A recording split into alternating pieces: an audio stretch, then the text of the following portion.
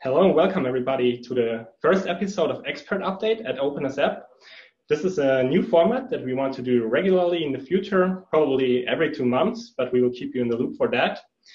My name is Tobias, and together with Damian, I'm going to guide you through some new features at OpenSApp. We are happy to have some customers here, to have some partners and pro users here that are hopefully as excited as we are to see new stuff that is going on at OpenSApp. And I would say, let's have a short look at what you can expect from today. So first of all, we will of course show you new features. There are some features that are brand new that just came out of development. There are also some older ones where we think they're very important that we talk about them again. You will have to ask the chance to ask questions during the presentation. So feel free to use the chat. My colleague Damian will pick your questions up from there and we are going to answer them during the presentation. In the end, we also prepared a slide for you where you have links to all demo apps. With these links, you can whether test the app on your mobile device or you can copy the configuration over into your account and start playing with the new features to see how are they configured, how can you use them, how did we use them in the demo apps. Okay, I would say let's jump right into it. And our first general topic is push notifications. So push notifications is a topic that was mentioned a couple of times in discussions that we had in the past. And we implemented 2 use cases for the start. So the first use case you see on this slide. So let's say you are the creator and you have something new in your app. What you can do now is use the OpenSApp Cloud that you can see here to inform your users about new features. They will then receive a notification that you can see here on the right-hand side in the screenshot. Let me show you shortly how that works from the portal side. So let's jump over into the portal and go to apps, and then we use one of our demo apps that we prepared for today. For example, the notifications apps. So when you open it up as an app creator, you have a new icon here. So it's next to the preview, and it's this little message icon that you can use to send notifications to your users. So let's, for example, go inside here. You get a text field, and we say, let's say, I don't know, this is a test. And let's bring the phone also here. It's over there.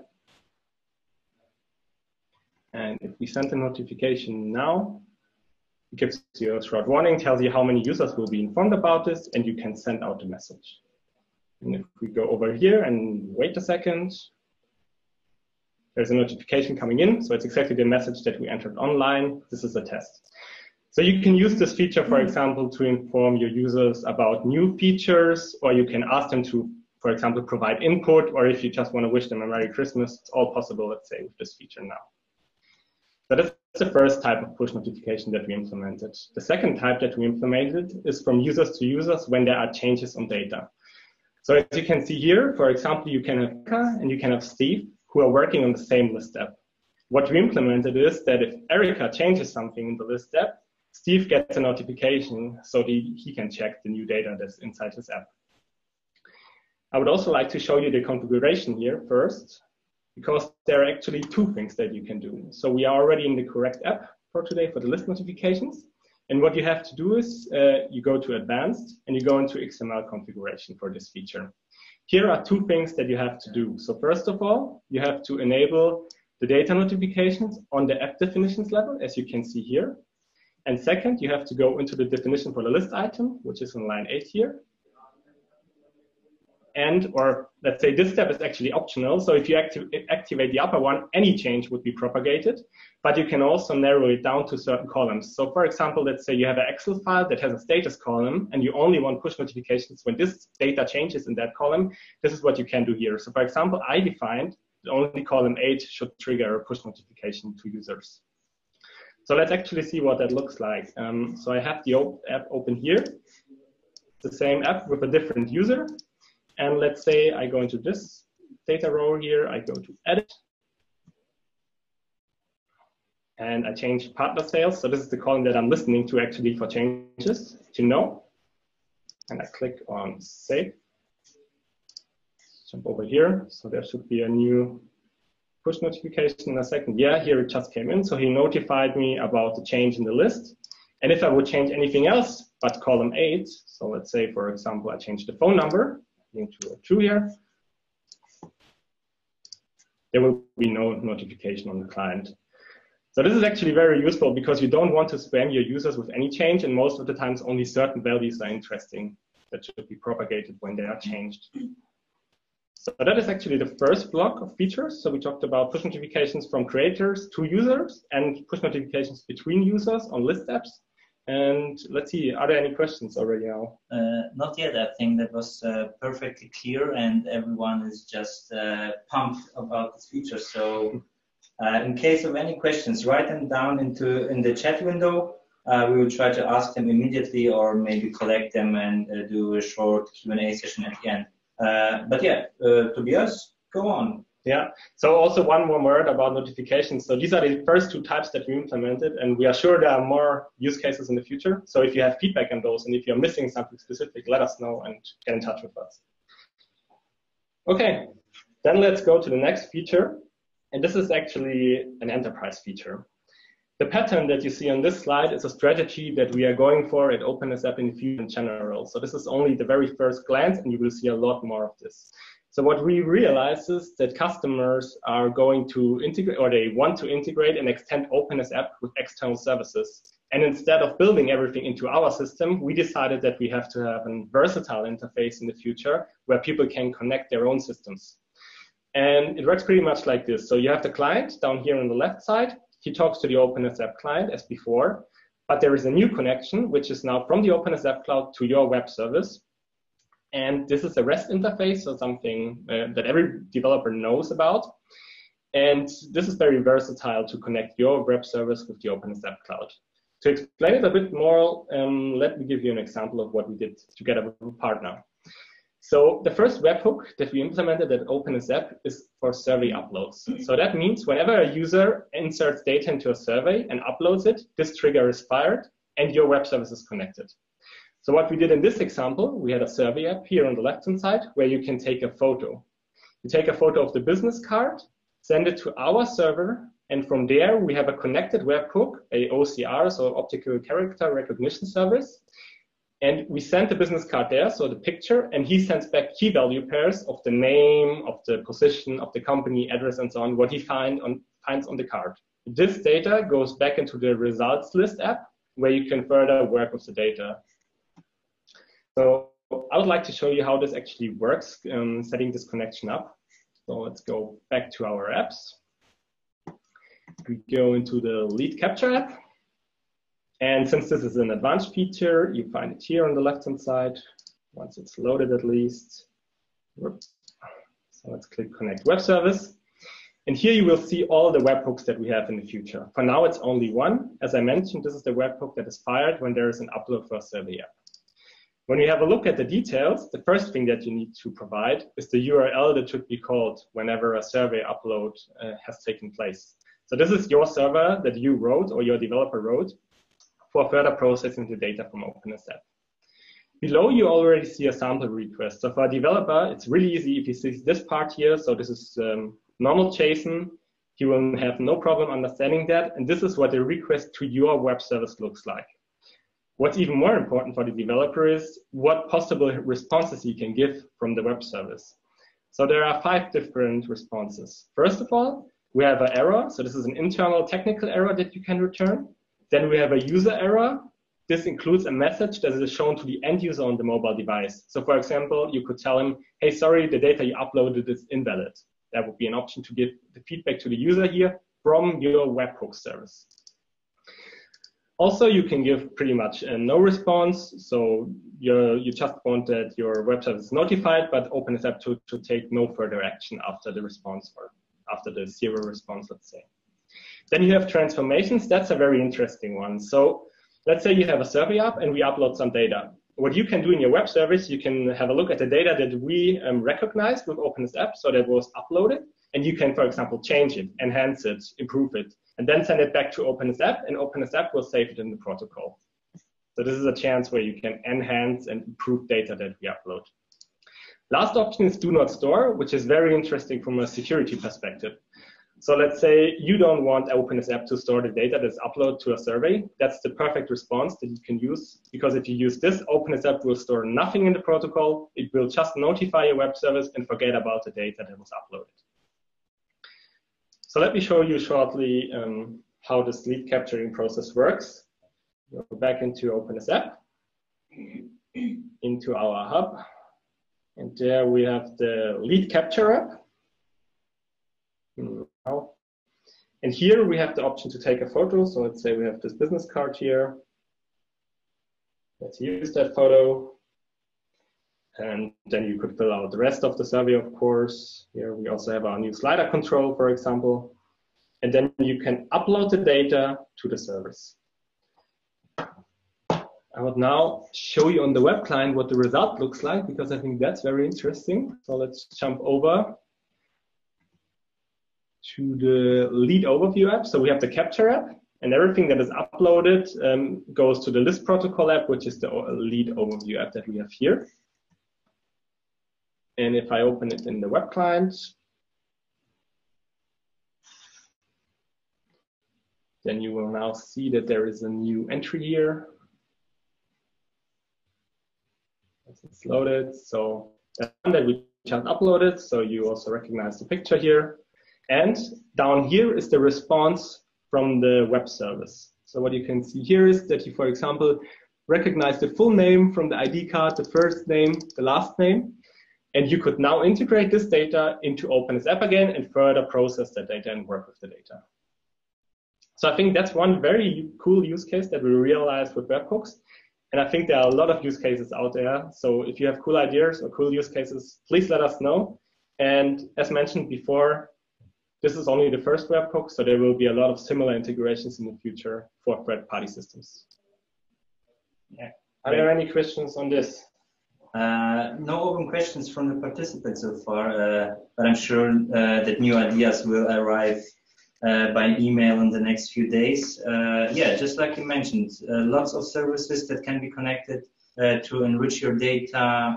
For example, you upload the email address and the information will be enriched with some kind of services that are out there. So yeah, looking forward to your use cases. Okay, great. So then let's jump from an enterprise heavy feature, let's say, to a very simple feature that works with almost no configuration for any Excel user, and this is conditional formatting.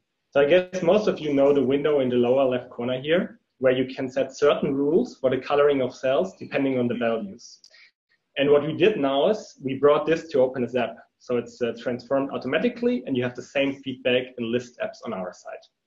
So let's have a short look at an example here. So first of all, we have the Excel file, and let's also open the app in parallel right here on the phone. And what I already see now is that the color values are the same. And if I change something in this app now, so let's say I change this to a 3, you see that the coloring will change. And if I do the same on the phone side, let's jump into here, edit, and give this a 3. You will see that the grid also updates and shows the same colors now. So I think that's a very, very nice magic feature, let's say, where features from Excel are automatically transported over to OpenSAP and are directly usable for any user out there. Very cool. Yeah, I think that it was so easy that everyone understands. So let's jump to the next cool feature, Tobias. Okay, so then let's go to the next one, which is barcode scanning. So this is also an interesting topic that we talked about in the past over and over again. So if you have to type barcodes, that's a very long task, and it's very annoying on the phone because you have to type manually and then you mistype and you have to erase again. And we said, let's stop that and let's implement the barcode scanner where you can capture this input with one tap. So the barcode scanner that we implemented works with a lot of different barcode formats like EAN and so on. You see them all down there. But the very important thing is, or for us, was also that it works with QR codes that are often used also on flyers and so on. So you can build a lot of different use cases here. And pretty much you enable scanning barcodes with just one tap. So let me also give you a short demo of how this works on the client side. So let's jump over here. And I also prepared a barcode. So let's just start the app here. We have the barcode scanner. And you see next to the input field, you have this little icon here, blue one. And if you click there, the barcode scanner opens up. And all you have to do then, so this is very quick, so watch out. It's almost immediate. It takes the data that it gets from the barcode and inserts it into the text field as input. There's also one more thing that you can think about here. So it's interesting to identify, for example, machines or any products, but sometimes you also have people that encode data within their barcode. And since you are in Excel, you could also further process this barcode now and read out information that it is inside. So that's also one use case that we had in the past. Great, so you can use Excel logic here. That's awesome, yeah. Exactly. Very cool. Yeah, so I think it's really important because it simplifies just the workflow on the phone where typing is always annoying, and this is just a shortcut. It comes in very handy. I guess no questions on that one. That's pretty clear. They are just amazed. Then let's see in the end. I mean, if you have questions, you can still put them in chat and we can also go over it after the presentation. Okay, then let's jump to the next feature. We have more in the pipeline here. So the scheduler. So pretty much we added a new presentation for list data. This is, let's say, a bit more magic. So if you have today an Excel file that has a start and an end time column, you can just generate this calendar view that you see on the right-hand side here with a few clicks. Since it is based on list data, the great thing is that filtering and search work the same as with the lists. So you have to do nothing special here to keep this filter and search control here on the top. With the calendar control, of course, you have the normal views like day, week, and month. And you can just navigate through your data. So let me shortly show you what it looks like on the portal side, just the Excel file that we see that. And then I will show you the client, which is really, really cool. So we have the scheduler here. And let's jump over to manage data. It's slow. So this is the Excel file that was uploaded, and pretty much the only thing that we need, so if you already have the list, are two columns, and these are the columns here in the end that show the start and the end date and time. So it's a combined column, it shows date and time. And that's all you have to do. After that, our API can already automatically detect your scheduler and will provide you with a template in the setup process when you start creating an app. Let me now show you what it looks like on the client side. So we have the scheduler here. Let's open it up.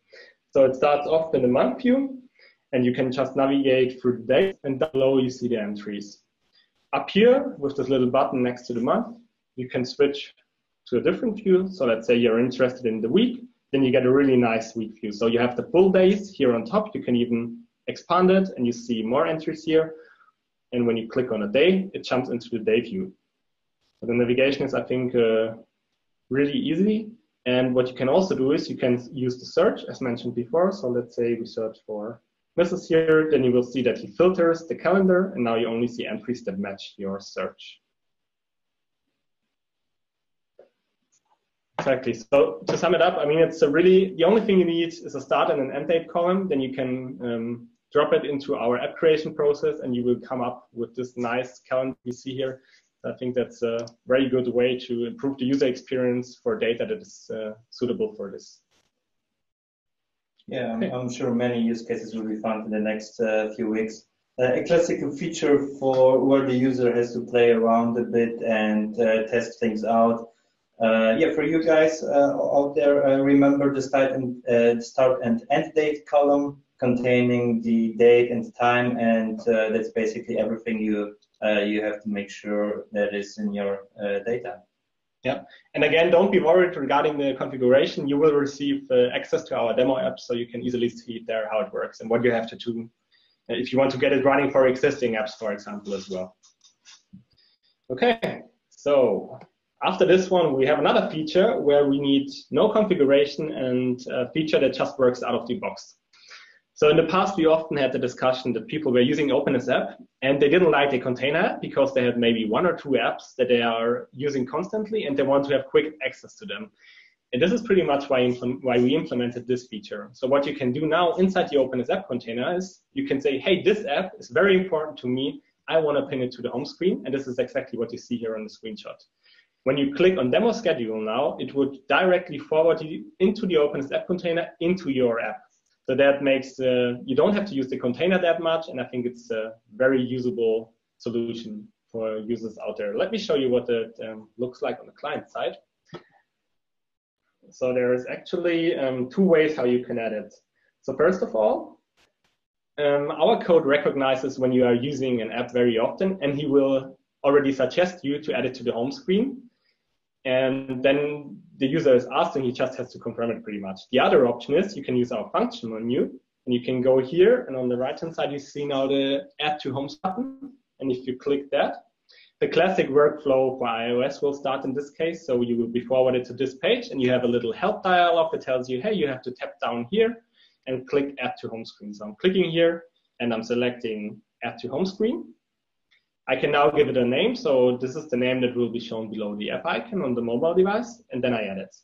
And after adding it, you see it here on the home screen now. And once I click it, it opens the Open this App container and goes directly into the app.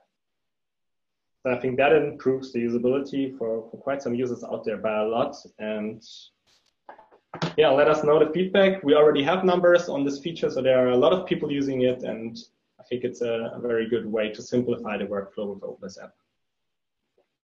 Yeah, I think most of you already know that feature. There's one question regarding the scheduler, so let me just Sure. put it in here. So the question is, it has to be date and time in the columns.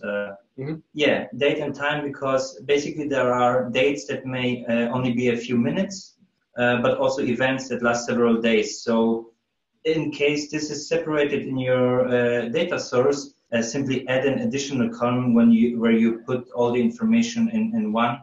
And yeah, so let's call it helper columns or something like that.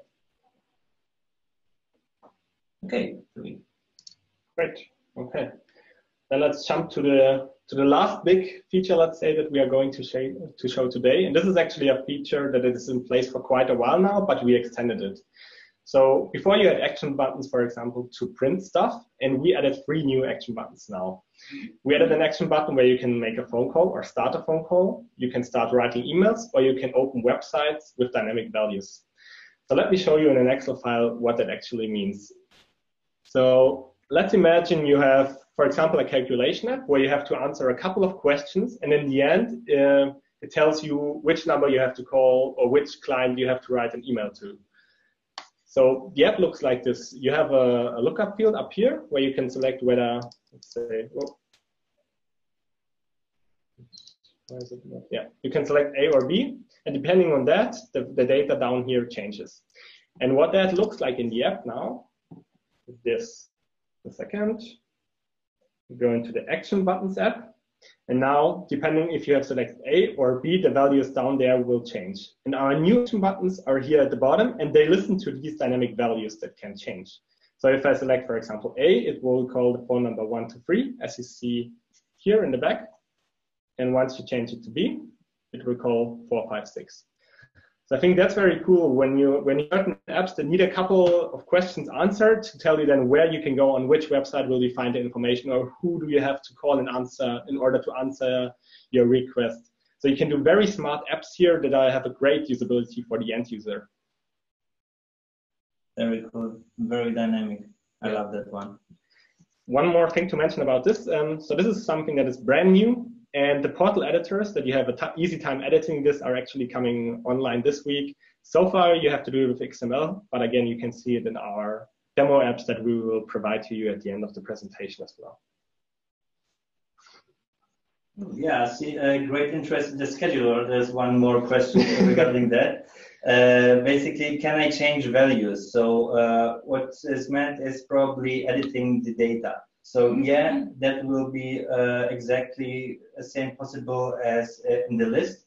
Basically, what you see in what is behind the scheduler is a normal list, we'll call it. So you can open the detail dialog, you can start editing, you can save the data. So it's not only read, it's also read and write for you, just like in the lists. Yeah, it's actually something that I forgot in the presentation. So you can open the detail dialog, which will look exactly the same. You can edit stuff. There's a new editor that you can change date and time at the same time, let's say, and you can work the same as with lists there. Yes, full support for that. Very cool. Okay, so there are a few more things that we also wanted to mention today, but we don't have like a dedicated slide for that. So the first one here is NTLM authentication. So NTLM is a protocol where you can authenticate users with a username and a password. And we are supporting this now. And it's very interesting because there are, for example, a lot of on-premise SharePoint installations that have this protocol activated. And if you use this feature, then you have an easy time getting started with your SharePoint. So that can really bypass a lot of security discussions and so on if you have the possibility to use NTLM with OpenSAP. So what will actually happen is when the user opens the app, there will just be a small dialog with his username and password that he has from his company, and then he will be authenticated, for example, against the SharePoint. Something very similar that we wanted to mention again is our Office 365 integration. So this is also an easy deal, let's say, because if your Office 365 is already approved, so let's say OneDrive is already approved by your IT, then you have a very easy time getting started with OpenSAP. Then we have two more. So this is also a very cool feature that most of our pro users already use a lot and they love it. So this is copy format. Let me shortly show you what it looks like when you go over to one of our apps. Let's say we use the action button apps, for example. And if we edit one of the elements now, so let's say we use this one, and we want to change the color of this to a different one. Let's say here, text color to something green, let's say. Then we often have the case that we want to be consistent across elements. And what you can do now is you go into the rearrange dialog that we have here next to the preview. And you can now say, I want to copy the format from this element to this one and to this one. And you see here on the left side, the style is changing and it's all consistent again. So I think that's a very nice feature. The bigger your app gets, the harder it is to maintain the style. And this helps a lot to do that. Okay. Then we actually have one last feature here, which is the unit management. That is currently in beta, still in development, but will be probably available within the next 2 weeks, 2 to 3 weeks. And let me show you shortly what that means. Let's jump over. So we're going to go here. And we go to our test environment for that.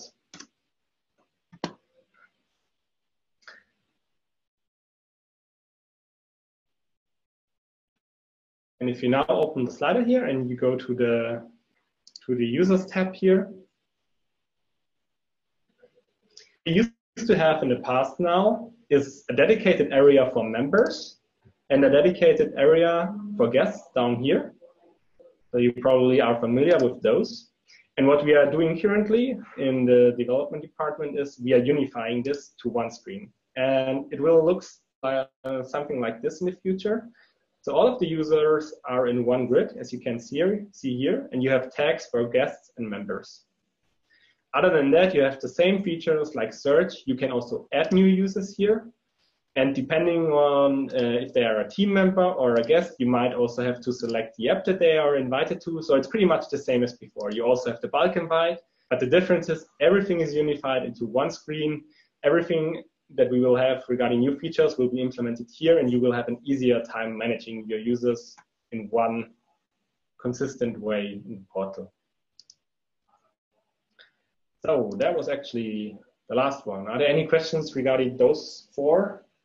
Yeah, regarding the copy format, if it's just for the same element. Well, yeah, as of today, it's basically hard to decide which styles you want to copy from one element to the other, and sometimes it doesn't make sense. For example, copying chart settings to an input field. But what we are looking forward to is to let the user decide which style attributes to copy. For example, for now it's mainly colors. And if the edit buttons, for example, should be shown or not. But hopefully in the future we'll be able to copy the height settings and etc. and decide what you want to copy. So there's still work ahead, but we're happy to get any feedback from you. So yeah, interesting to know how you find this feature. And that's, I think that's so far to the new features. There are no questions. Perfect. Okay. Great. Great. So that was actually the content for today's expert update. So probably the next one will take place around February in 2019. So we will keep you informed on that. And of course, send us your feedback. Send us your feedback on the new features, on this format. Did you like it? Should it be more technical? So we are always open here to improve. And yeah, just get in touch with us. And if there are no more questions now, I would say thanks for being here and thanks for your attention and have a nice day.